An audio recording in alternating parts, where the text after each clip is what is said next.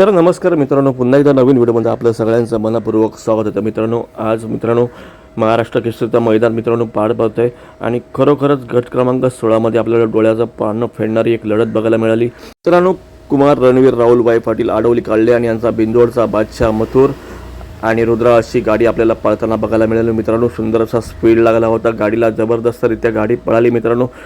आणि मथुरबद्दल तुम्हाला सांगायची गरज नाही मित्रांनो, खरोखरच आपल्या पळाच्या जीवावरती आपल्या मालकाचं नाव कायम एका वेगळ्याच उंचीवरती नेऊन ठेवले असा आपला बिंदोडचा बादशाह मथुर. खूप चांगली अशी गाडी पळाली मित्रांनो. अच्युत ड्रायव्हरचं जबरदस्त ड्रायव्हिंग आपल्याला या लढतीमध्ये बघायला मिळालं.